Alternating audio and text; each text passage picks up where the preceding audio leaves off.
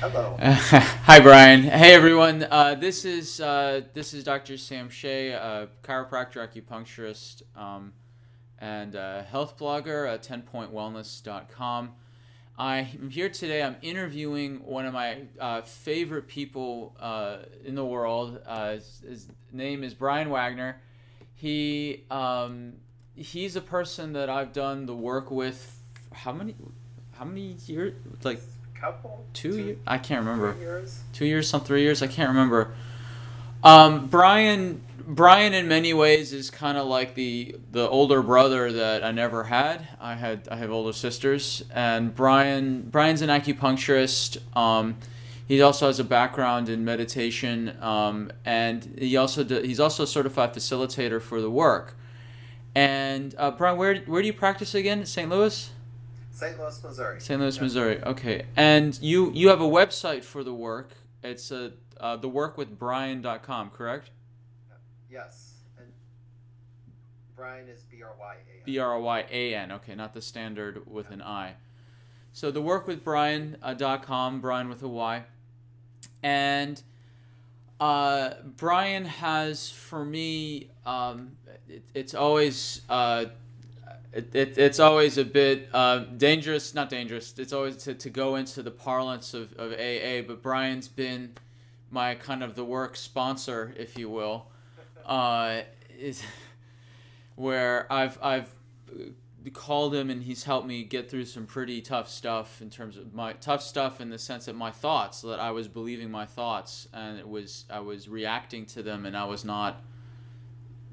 I needed someone to help facilitate me out of it. And so in this interview, I want to ask Brian about his experience with the work, and because he teaches, you've done teleclasses, you've done live classes, and you facilitate clients privately, and you're such a great resource and perspective on the work because of your background. So I'd love to know, how did you find the work? How did I find the work? It was by accident. Okay. I was visiting my brother, and my husband and I were visiting them, and my partner just wanted to get out of the house, so he says, "Let's go somewhere." I'm like, "Where do you want to go?" And he's like, "Oh, there's this talk by this woman named Byron Katie. Let's go." I'm like, "What's it about?" And he goes, "I don't know. Let's just go." So I followed. And your in-laws give you freedom. Who knew? Okay. yeah. And I was blown away. It was an evening discussion that Katie was holding, and she did the work. So she introduced the work and then did the work up on stage, and it blew me away. Up until that point, I had years of meditation and breath work and yoga under my belt, and the work addressed something differently. It was a unique piece, and so I knew I had something really special there. So I went to that evening workshop, and that weekend, 2 days later, I did a 2-day workshop with Katie, and that was that. I was hooked. So I found it so helpful. Well, when you say, what are the benefits that you've gotten from doing the work? I mean, what was so different about it than, say, your years? I mean, how many decades of meditation and breathing techniques have you done at that point? Why a sudden switch? That point was about 25 years of meditating. 25 years. And daily practice. Yeah. And what the work did for me that meditation did do was it got into the nitty-gritty details of my life and my pain. And what I mean by that is, if I have an issue with someone, meditation would make me feel better in a general way. But I noticed I still had it was just softer, wasn't as intense. What the work does is get into that very issue with that person and works it out so that I don't have an issue anymore. It deconstructs my belief system about what I'm believing is causing me pain. So if I think someone is upsetting me, I can do the work and I notice they don't have to change, and I start loving them as they are instead of as I want them to be. And the work does that better than anything else I've come across. They say the devil's in the details. Well, the work gets into the details of what I'm believing about someone, and I work it from that. And the analogy I use is like meditation is like rain. It wets everything and generally cleanses everything. Mm-hmm. And the work is like a fire hose. So if it may take a long time for rain to wear down a pile of dirt, but a fire hose gets rid of it very quickly. Mm-hmm. So that's when I'm holding a grudge or a resentment to someone, that's like I'm holding a pile of dirt, and the work is really good about getting rid of it. Yeah. I don't know if that's a clear explanation. No, it's a very clear explanation. I mean, there's many rich kind of sub metaphors to that, like meditation, for people who are trying to get some sort of relief from what's going on. They can handle a gentle rain. And for some people, like a fire hose at first can be like, whoa, that like totally changes my world. Like it happened to me where I've questioned some thoughts that were really anchors to my behavior. And when I questioned them, I was like, wow, okay, I have to really look at how I'm actually living with that, but when having these questions. So, and it can be much more immediate and stronger. I mean, look, I had 10 years of meditation, not as long as you, and I have a very similar experience that, and this kind of spiritualistic bumper stickerisms that were given with the meditation groups, like accept people as they are, and you meditate and you just kind of hope that it can accept people as, and if it didn't work, then you're, I need to go meditate some more. Damn it, and yeah.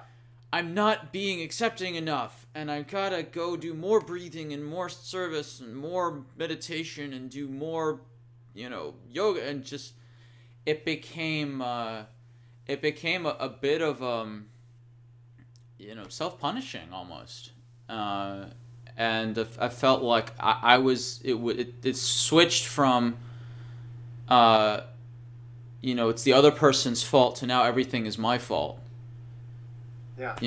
Because I'm not spiritual enough, bad meditator, And what the work does for me is it allows me to see my part in things. So it's not my fault. It's like it's my freedom. Mm. When I recognize my part in things of how I'm causing me pain, that's my freedom. Yeah, so it's a wonderful tool that way. So you've seen the benefits in yourself, but what have you noticed other people acting around you? Because it's like, I know it's been my experience, and I've talked to other people, when they do the work for consistently and with sincerity, they notice that other people's behavior around them changes. Not that they're doing it as some sort of manipulative thing to get people to change their behavior, but what have you noticed about other people around you as you've done the work? Well, the first thing I notice is they don't have to change for me to be happy.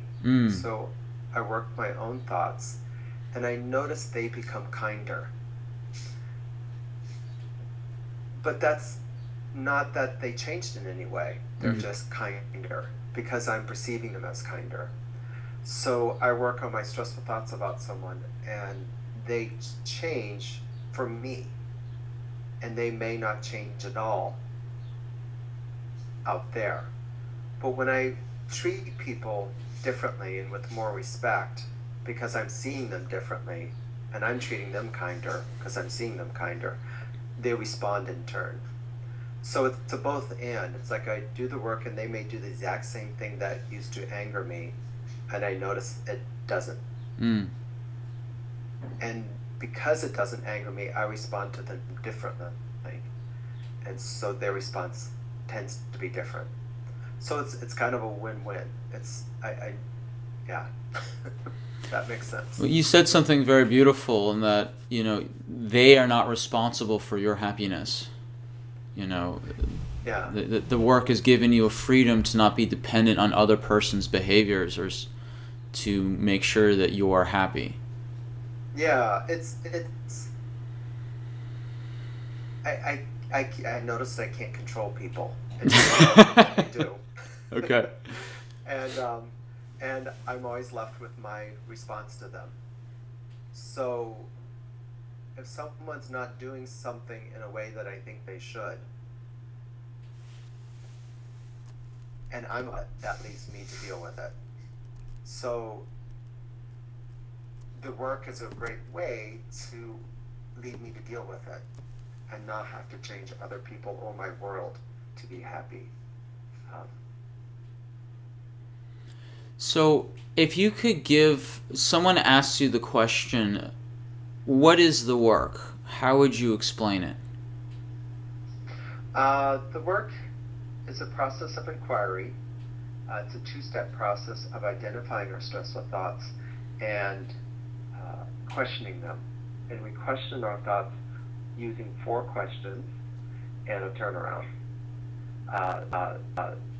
Questions are, can I absolutely know that it's true? How do I react when I believe that thought? And who would I be without that thought? Those are the 4 questions, and turnarounds are taking the original thought and flipping it around in specific ways to see if it's as true or truer. So it's a way to set yourself free from the thoughts that we believe. So what have you found has been the most common myths or misunderstandings about the work? If it sounds very simple, it's 4 questions and a turnaround. What have people gotten? What have they kind of misunderstood about it? That they can get the work by reading about it. It's probably one of the biggest misunderstandings. A lot of people read Katie's books and watch a few videos and think they've done the work and that's that, and they got all they can out of it. I've actually had people say that. It's like, oh, I've got everything I needed out of the work. I read all her books and watched a bunch of videos. And I would ask them, have you ever sat down and did it? And they would be like, no.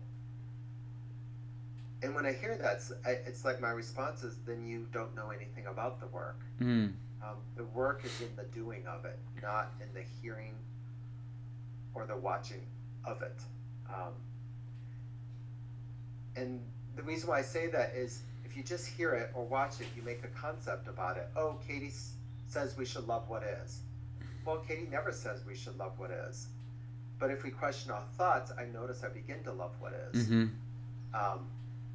But if I read a bunch of books telling me I should love what is, that doesn't get me to love what is.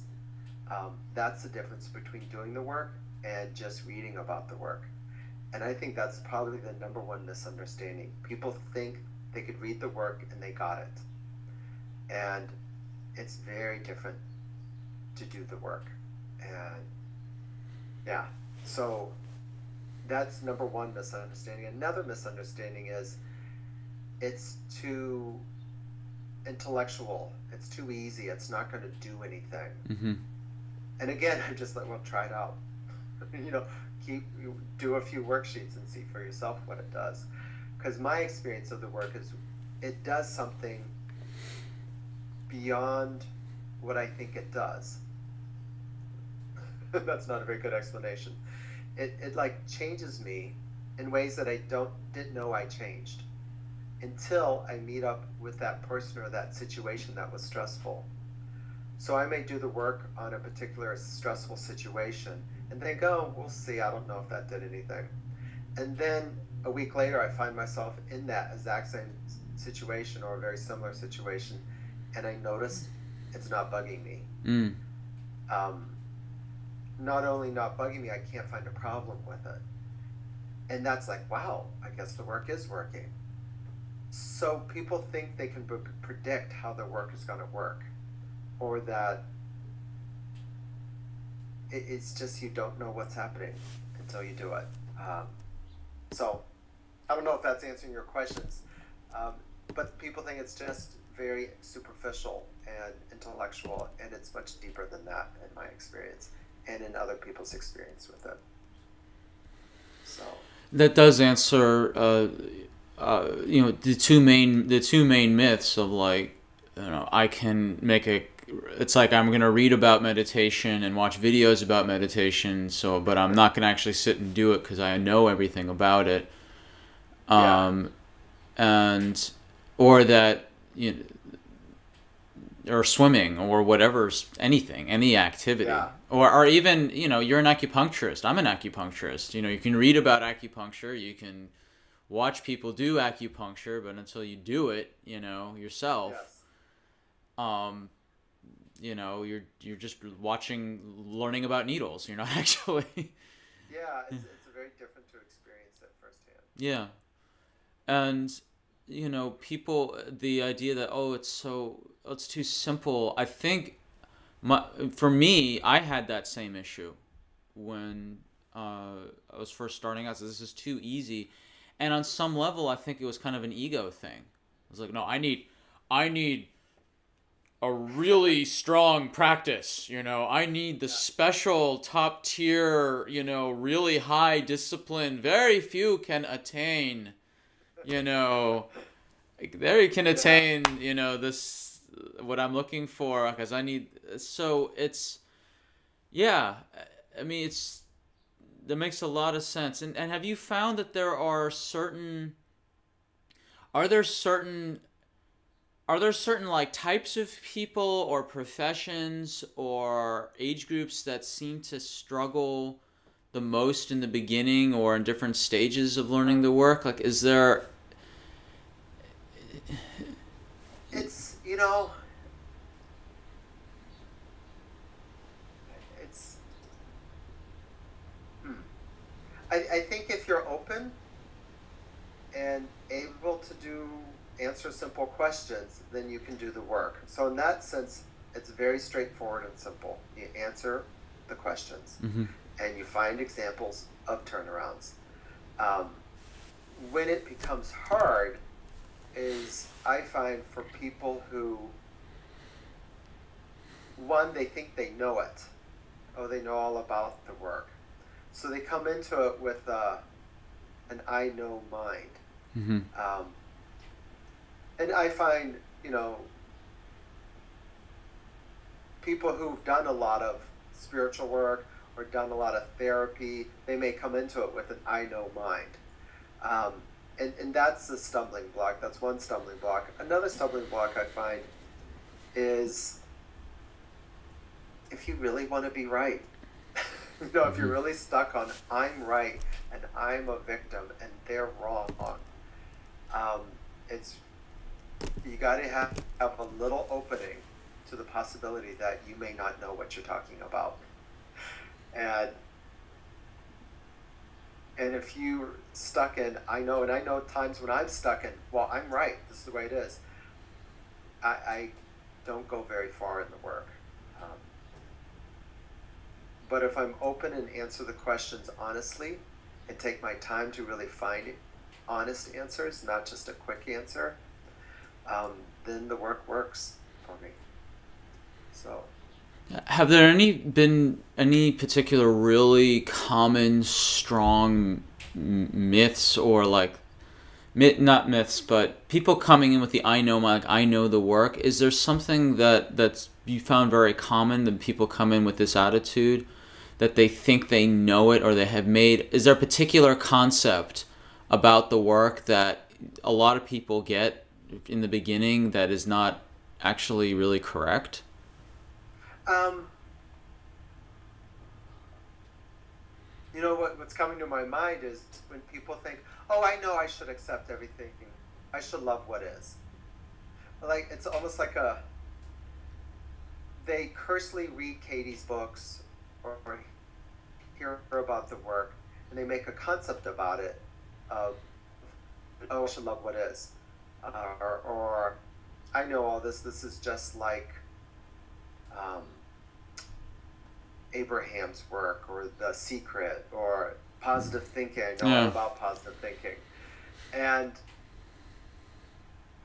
that's once again where people come in and read something about the work and they think they know it without ever actually doing it and taking the time and just sitting and doing it.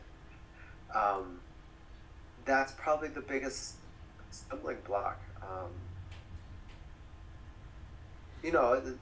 That's exactly the same stumbling block I had when I was first. I actually, before I went to Katie's talk, a couple of years before I went to, somebody told me, or I read somewhere about this book called Loving What Is. So I went to the bookstore, I picked it up, and it said, the subtitle was 4 Questions to Change Your Life. I'm like, oh, right, bullshit. Like any of that could happen.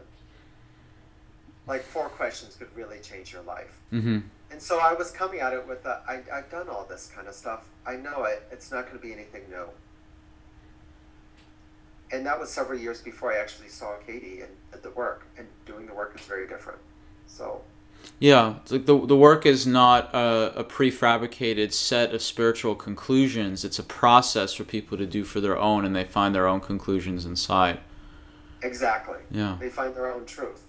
And it's not delivered to them by some enlightened person.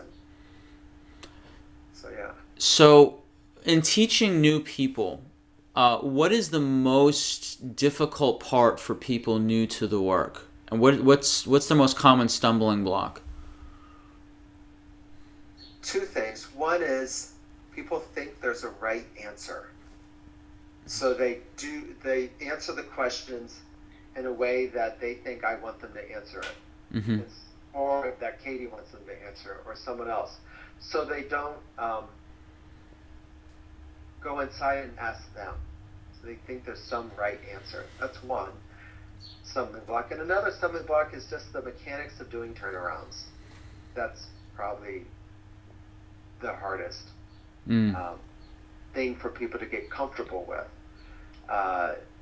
Doing turnarounds can take a while to get the hang of. And there's very specific ways to do turnarounds. And in the beginning, people do all kinds of things. Right. Yeah. And that's as it should be until we get the hang of it. Yeah, I totally agree. I mean, I made that turnaround trainer specifically to address that issue. How to do turnarounds. Yeah. That's why I'm so glad you included that in your program. Yeah. I think I think with for myself, when I started the work, I had this stop-start period where I learned about it, got excited, and then stopped because I was hung up on the idea I have to get this right. I have to get everything right, and I got stuck on the turnarounds myself. And I was in the throes of, my own whatever spiritual narcissism that I've known this, I read this, I've meditated, I don't need to do it as intensely and sincerely because I'm clearly a spiritual person and I know all the little aphorisms and spiritual bumper stickers and blah blah blah. And basically what it took was having my going through some major internal crises to I need another set of tools to really, because what I'm doing is not working. And so then I went into the work. Okay, let's really try this. Now with the work, is there anyone the work is not for? Like, is there any kind of condition that the work is not for? Any psychological issues you've come across? Any particular? I mean, we've touched on some of the attitudes, like the I know mind attitude. It's very difficult for them to do it because they're not willing to question. Is there anyone you found that it's real? Like, is there any issues that you found that it really prevents people from doing the work?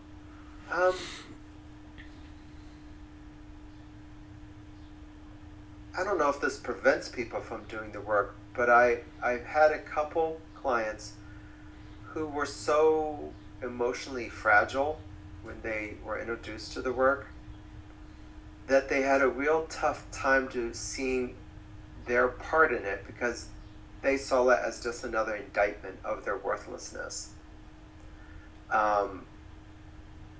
So it's not that they can't do the work, not that the work wouldn't be beneficial for them, but the mistake I see being made is they overgeneralize the turnarounds. For instance, if I thought someone was selfish and turn it around, I'm selfish. No, if I'm overgeneralize that to my whole life, it's like, oh my God, I'm always selfish. I'm such a loser that I hate myself for being selfish. I've been trying not to be selfish for my whole life and I'm always selfish. It's a spiral down. Right.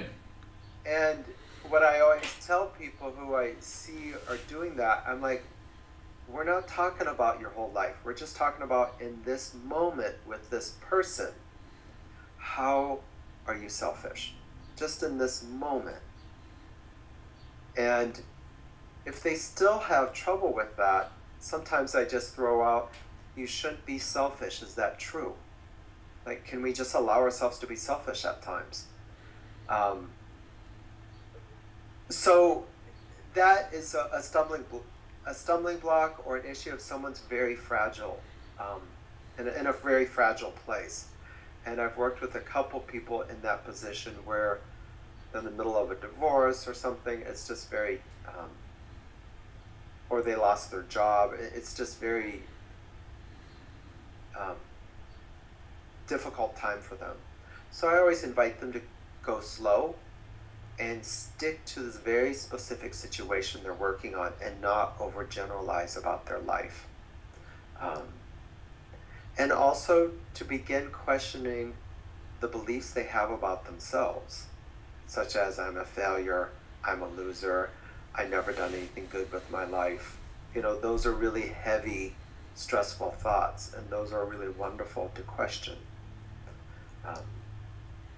So it's not that the work isn't, and another way to look at it is the work isn't for those who haven't been doing the work. It's like, right. The work is for me. How do I know that? Because I'm doing the work. Right. Yeah. And if you're not doing the work, apparently it's not for you for now, and that may change. That's how I look at it. Yeah, I think what you're saying makes a lot of sense, and that if someone's when I'm describing the work to people, especially the turnarounds, and some of the turnarounds can come off as either counterintuitive or controversial, like I'm selfish, or the turnaround, like he hurt me, the thought he hurt me turns around to he didn't hurt me, or I hurt him, and we've actually done this work together when I was being attacked in the hallway at school, and the thought of he didn't hurt me is like, what, and then it sounds like denial. Denial, or condoning the behavior, or pacifism, and being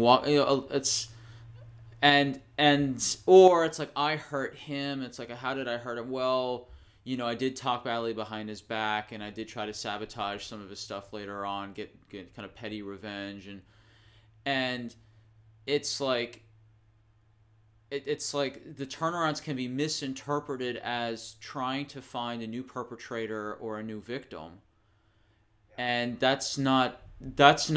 I don't think that's true at all. I think it's simply blowing the credibility of the original thought that he hurt me. If I can find some turnaround that even in a microscopic way can be as true or truer than the original thought, I've simply blown the credibility of the original thought he hurt me, and therefore the grip, the stress of that thought has loosened.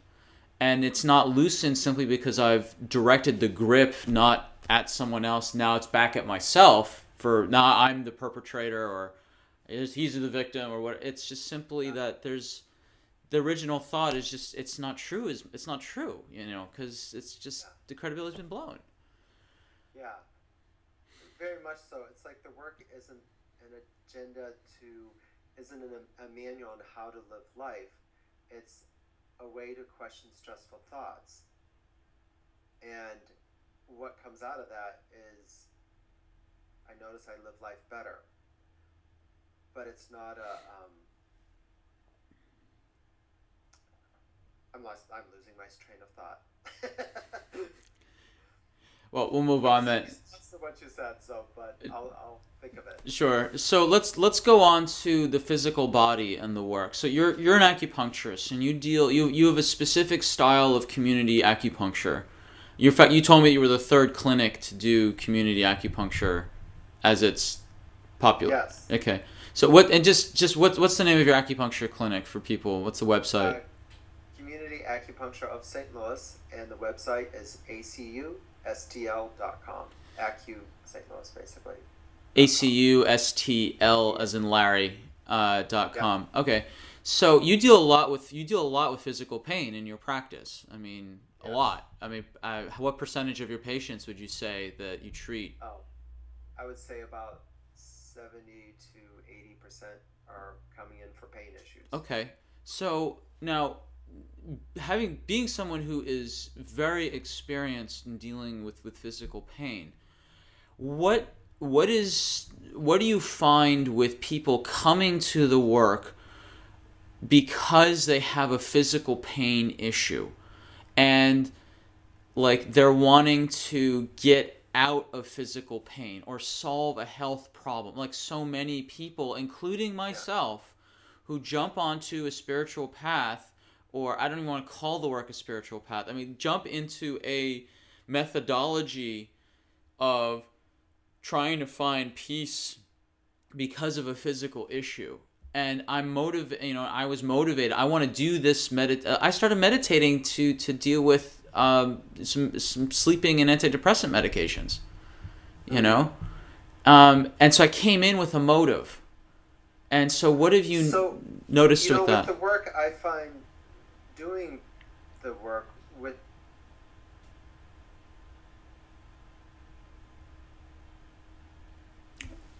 Are you there? Oh, we just cut out a little bit. Okay. Yeah. So what I was saying was doing the work with a motive, I find, doesn't only go so far. Not to say it's useless, but it's not as helpful.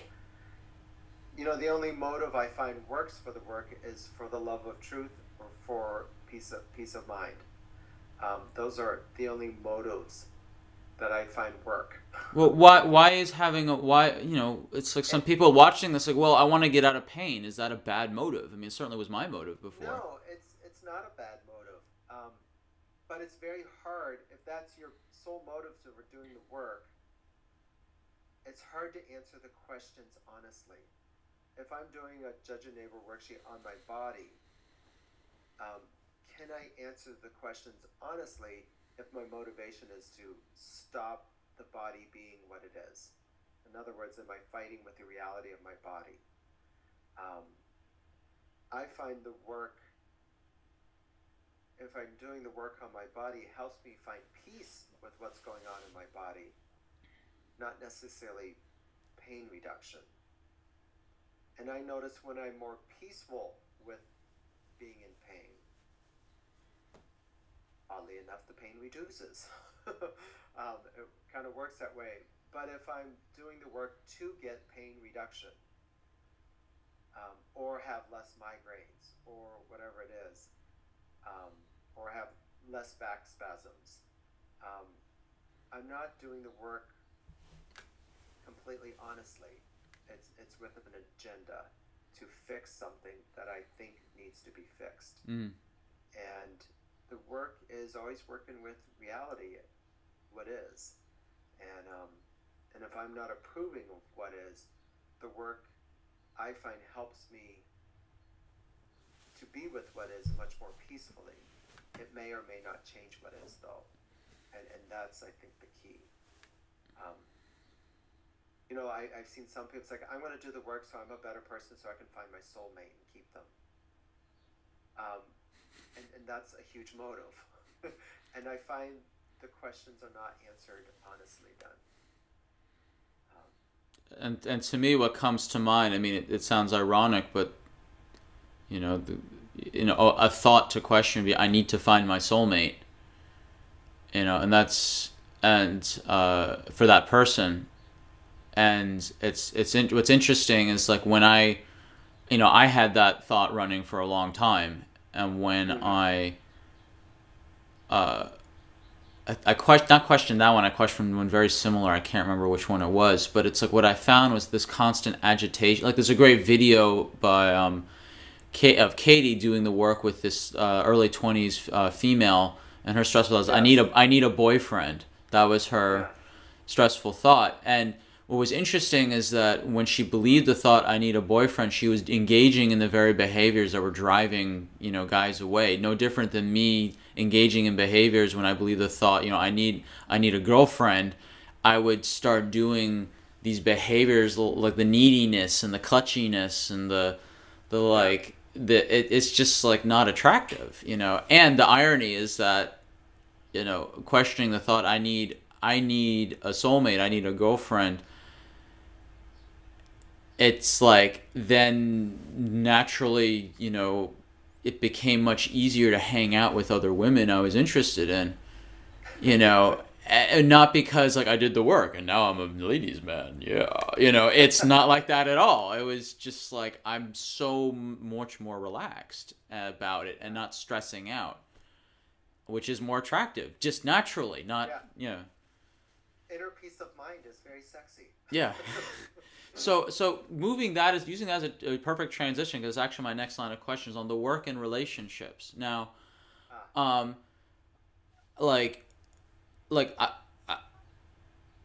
what has been your experience in doing the work, A, helping people with their issues on relationships, and B, in your personal life, what have you noticed about you and John when you've done the work? Because if I remember correctly, you were the one really doing the work, not John.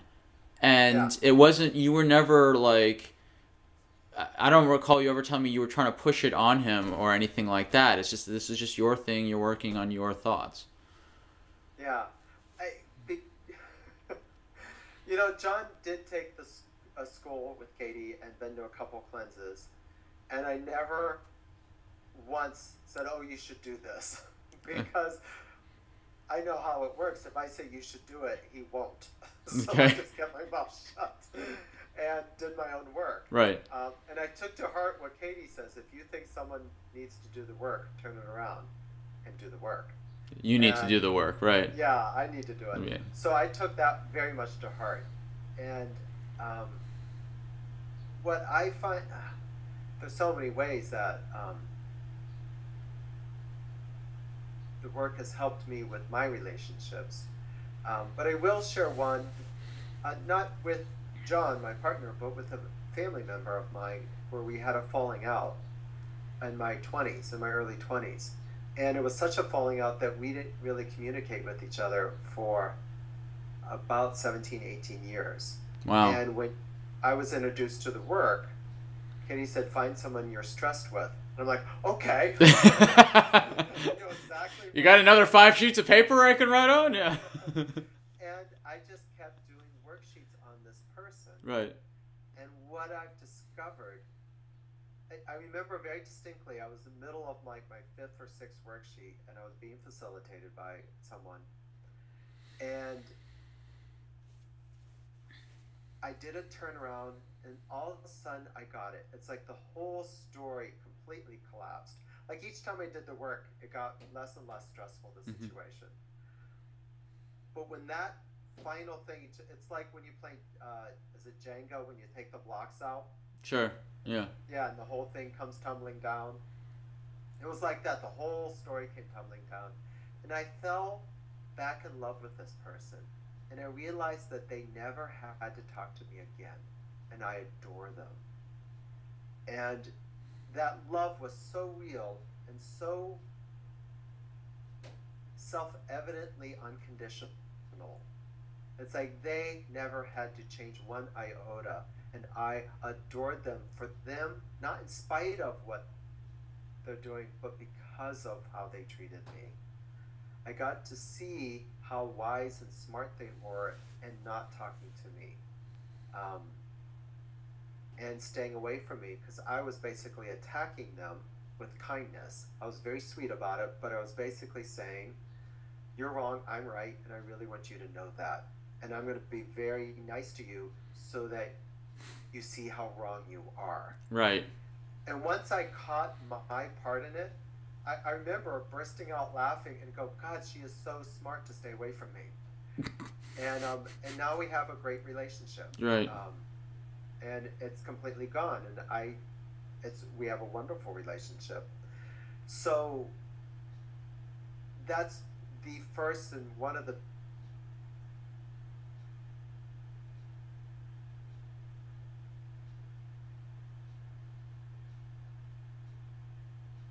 wise. Wait, So, I lost you for about maybe 20 seconds there. That was the first. That was the first and one of the biggest examples in my life how the work completely transformed my relationship with someone. Mm. And again, they never had to talk to me, but it was completely transformed relationship. I love them, and I couldn't find a problem with what they did or how they treated me. And like I said, now we have a wonderfully close and intimate relationship, and I'm so grateful for that. Mm. So that's one example. But in my day-to-day life, I always joke with John that he loves it when I do the work, because he gets to live his life and I don't get to blame him. Right. Like for stuff. And the more I do the work, the less and less I blame him. And every once in a while I still find, and I go to attack him mentally or literally, like verbally. I go back to the work and I find what am I believing? Mm-hmm. And I set myself free. And that's how I find my soulmate. It's like I do the work and everyone's my soulmate. Mm. I get to love everyone. And in that, I get to love me. And that's, yeah. And with other people, I mean, most of the problems that people come to me for are relationship issues. And it's amazing how quickly people travel from a horrible relationship to a peaceful, loving relationship. It's not going to be necessarily done in one worksheet, but it travels quickly. And I've even had people who've been in therapy for years and years and years trying to heal relationships with their parents, and their parents may be dead, and they're still trying to heal that relationship. And I find people moving really quickly into a place of peace around them. Yeah, I don't know if that answers your question. That totally did, and it's very much my experience as well. I mean, my mother had her 70th birthday, and we had first time we had a family reunion last year, and my mother and I have had a very frictional relationship for a 25-year period. In fact, I hadn't spent more than 2 weeks with her in a row since I was about 15. Yeah. So it's been maybe 18 years, 15, 18 years since, something like that, since I actually spent an extended period of time with her. And this family reunion and her 70th birthday were going to be that time. And I decided to fly from New Zealand over the United States to Germany to take a school with Katie, like just before the family reunion, and then fly back to the States, and then fly from the back. So I took the, my mother doesn't know this, but I went to the school as a gift to her, as a gift to myself, to try to make peace with. I mean, I went with the explicit intention of I need to question the thoughts I have around my childhood, around my past, about my family history, and about my mother as the nidus of that. And it was really amazing and intense and amazing. And, I went back to the family reunion, and it's like not just with my mom, with like all my sisters, and they're, it's like this whole dynamic, mixed swirling of dynamics. And I had, sincerely, the best time with my mom I've had, I think, in living memory. And what was amazing is that at the end of the reunion, my mom, I was there. She and I were the ones the longest at the house. She rented this big house for the 2 weeks. And she and I were there the longest, and other family members came in for their periods of time with their families and whatnot.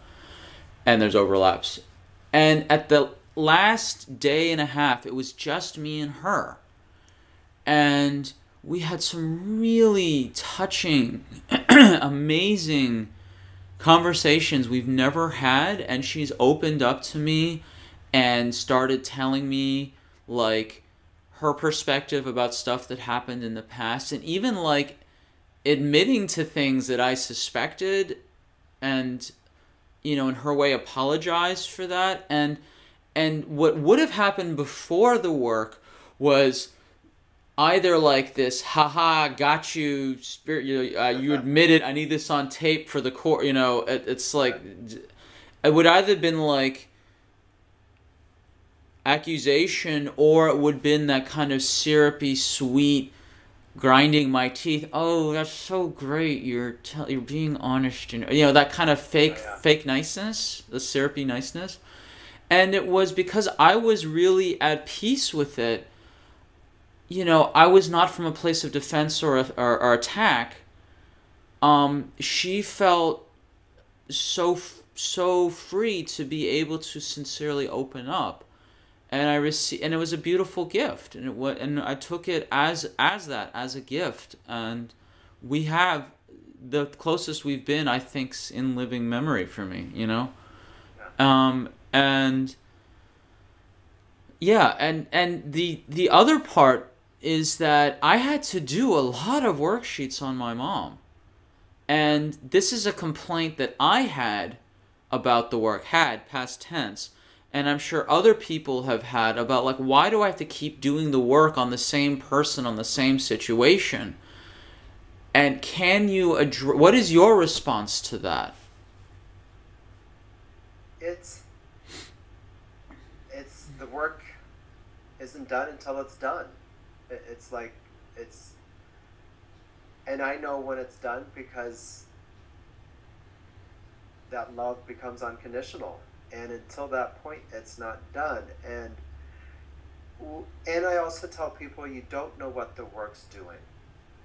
You just don't know what it's doing. There are times when I've done the work thinking, nothing's happening, I'm still stuck. And then something happens, and I'm like, wow, I'm a completely different person here. I'm not defending, I'm open. How is this possible? So you never know how the work works. It's like, I do the work, and the result of the work is not my business. Mm-hmm. My job is just to question my stressful thoughts, and then the result of that happens or it doesn't. And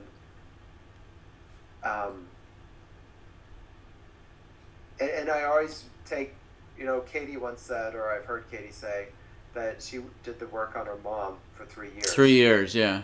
Yeah, and that like, okay, if she had to do that, I have some people in my life I just have to keep working on, and that's to my benefit,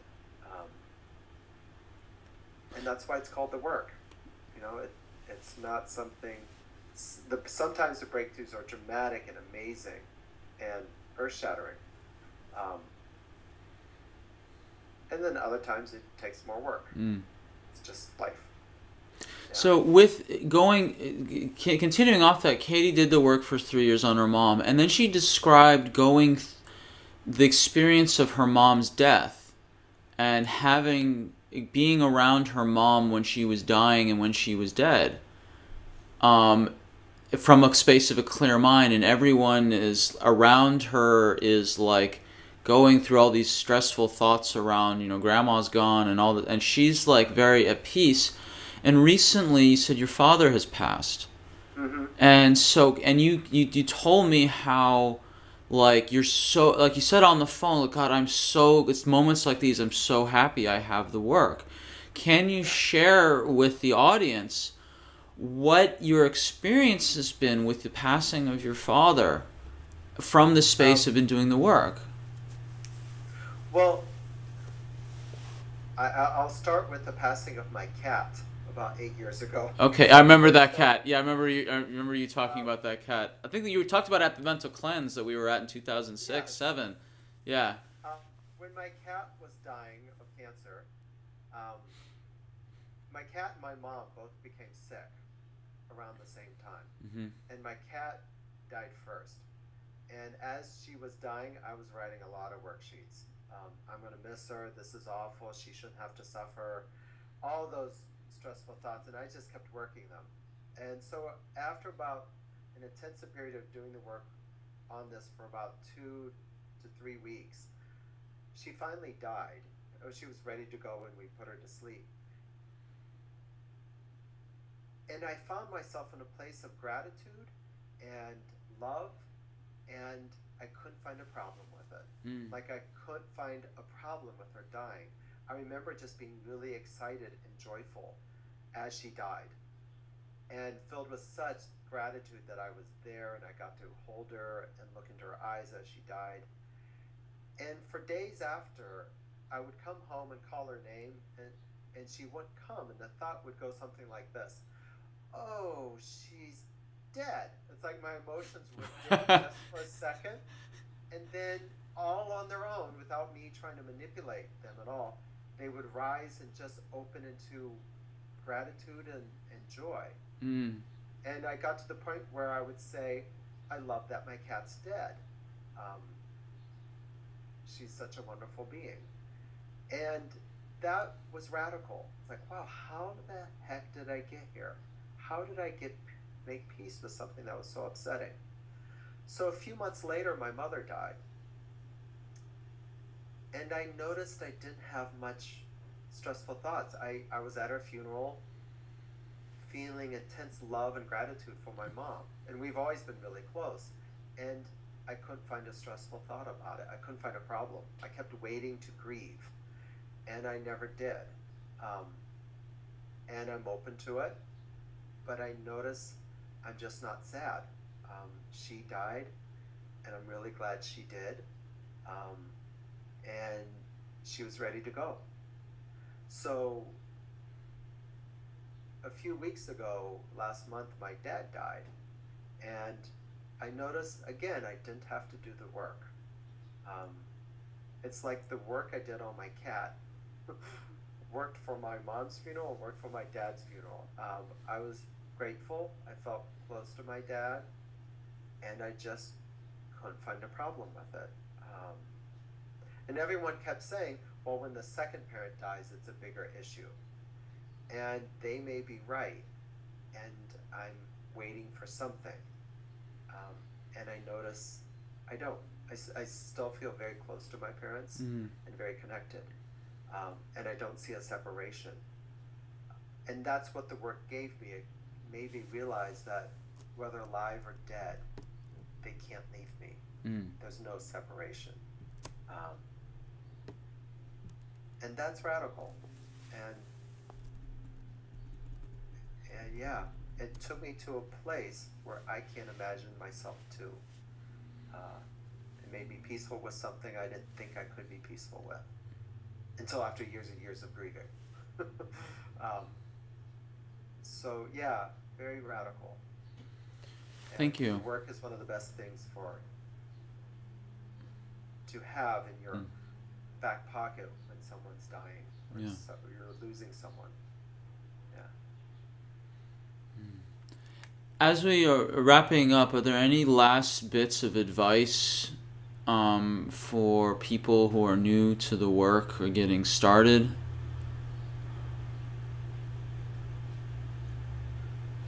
Two things come to my mind. The first one is, when you ask the questions, wait for an answer. Don't just immediately look, oh, I got to answer this right. I find closing my eyes and waiting for an answer, or waiting for an example of a turnaround. Like, how is this as true or truer? And I just close my eyes and ask me, okay, give me an example of this turnaround. You know, how am I selfish, or whatever it is in this situation? Mm-hmm. And I find that's it. So waiting, not necessarily quickly deciding on an answer, but waiting for an answer to arise. And then my second thing is just do it. You won't get the benefits until you do it. And if you get stuck, get a certified facilitator, go to the helpline, Mm-hmm. Ask a friend to facilitate you who has some experience with it. Just do it. And you'll find out for yourself the value it has. So. Thank you. So, just do you have any classes coming up, and where should people go to look for the classes, whether online or in person or in a seminar? I usually do monthly meetups every month, and I have no classes scheduled because we're going into the holiday season, so I usually wait until the new year. But I offer no pre-family Christmas stress. Yeah, but having a class seems too stressful for people to come to. How ironic, yeah. Okay, right. So I usually wait till the new year, and again, it's all on my website, theworkwithbryan.com. Bryan with a Y, not an I. Yeah. And then also your acupuncture site in your clinic in St. Louis is www.acustl.com. acustl.com. Okay. Great. Well, listen, thank you so much, Bryan. This has been a great interview, very, very, very, very helpful. Thank you so much, and we'll do some future interviews about some specific facets of the work, whether it's making this concept of making amends, or going deeper into certain parts of the work and whatnot. So this is Bryan Wagner. This is the voice on the other end of the phone when you hear me being facilitated on whether Bryan's still on this whole series of things on my former video game addiction. This is Bryan. So here you go. All right, Sam. Thank you so much. Thanks, Bryan. What you're doing. Okay. Take care. Take care. Bye.